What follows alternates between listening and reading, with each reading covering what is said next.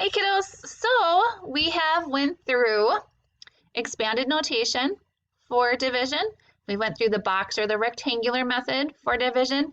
Now we are going to go through step-by-step division, or it's called long division. And this is the one that most of your families will be familiar with too, so that you will probably get the most support using this method.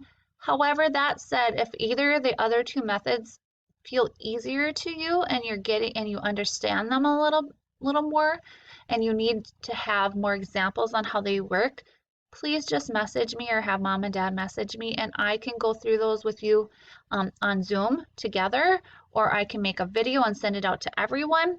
Any of those things so that you're feeling more confident and comfortable with them. Okay, kiddos? All right, so long division or step-by-step division. This is the third method that we're gonna use in right now anyway. So we have 330, which is our dividend, and our divisor is 5.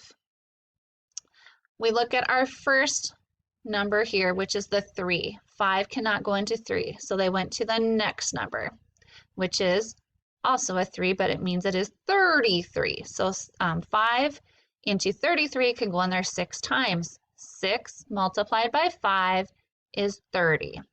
So then they subtracted that and have 3.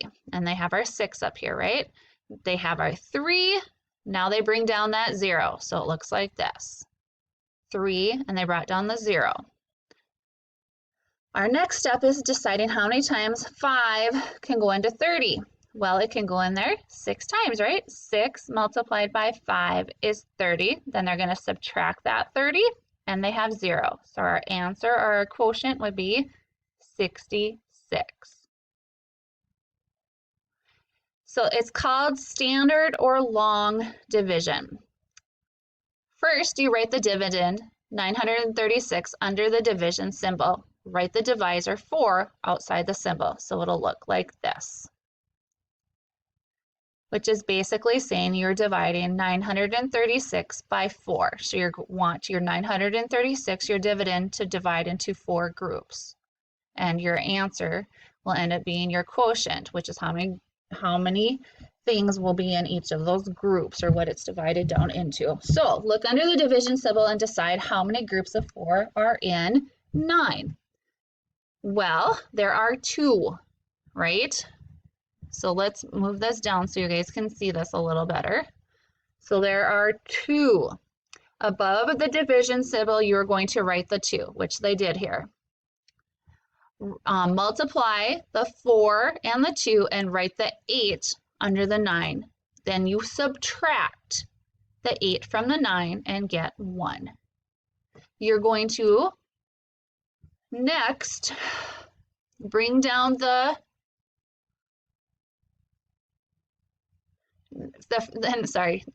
so then you subtract it and you get your 1. Okay, the next thing you need to do is you're going to bring down that 3, right?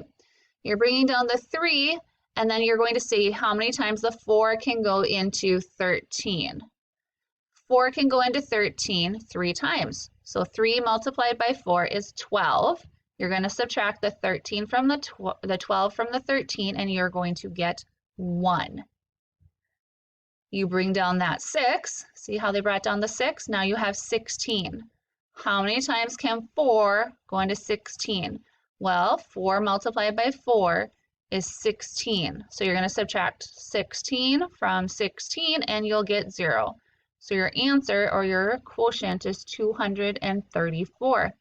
If you wanted to check that, you could multiply the 234 by 4 and you would get 936. Remember, inverses of each other will give you the same answer, right? Because multiplying and dividing are an inverse of each other. All right, so let's look at, if I were to do an example with you. So we're going to do an example of the long division, or the step-by-step division as some call it. Let's look at what an example might be here. If we had the number 3 and we're going to divide the number 136 by 3. So first we're going to look at the 3 and see if it can go into the 1. It can't, right?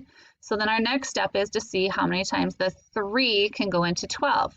Well, 4 multiplied by 3 is, how many times the 3 can go into 13? Well, the closest we can get is 12. So 4 multiplied by 3 is 12. 3 subtract 2 is going to be 1, and 1 minus 1 is 0. So then we bring our 6 down. We decide how many times 3 can go into 16. Well, the closest we can get would be 5 multiplied by 3, which is going to give us 15. So we're going to subtract that. And 6 minus 5 is 1, 1 minus 1 is 0, so we're going to end up with 45 and a remainder of 1. So I'm going to do another problem with you guys just to show you another example of how that would be. If we were to have, say, the number, a divisor of 8 and a dividend of, I don't know, 496. So we're going to just see how many times 8 can go into 4. Well, 8 is too big to go into 4. So we're going to look next at the next digit, which is 9, so 49. We try and get as close as we possibly can to the number 49. Well, 8 times 8 is too big, right? That's 64. 8 times 7, 56. 8 times 6 is 48. So we're going to have 8, and we're going to put our 6 above the 9 so it lines up. 6 multiplied by 8 is 48. So we're going to subtract it. 9 subtract 8 is 1. 4 subtract 4 is 0, so we don't need to even bring that down. We bring the 6 down though, so now we have 16. How many times can 8 go into 16? Well, 2 multiplied by 8 is 16, right, kiddos? So we're going to have 16 there, and we're going to subtract it. There is nothing left, right? So our answer would be 62. The thing to remember by digit is you just look at each digit and you keep bringing each of these down, okay? If you have any more questions on how those are, or if you have any more questions on how those work, or if you need to have me make more videos, I absolutely will, okay, kiddos? Or if you just need some extra time with me, remember, I do leave my Zoom open from 10 to 11. If I'm happen to have forgotten to open it, or if I'm busy with something else, please just message me. I will make sure that I get in touch with you as soon as I can. Sometimes it's not exactly right away because I might be working with someone else or in the middle of another Zoom or something, but I will get back to you as soon as I possibly can, okay? I was kind of hesitant to send this out with the division, but I do think you guys are going to be okay. I really, really do, okay? But let me know if you are having any trouble, because that's what I'm here for, okay, kiddos? I miss you all very, very much.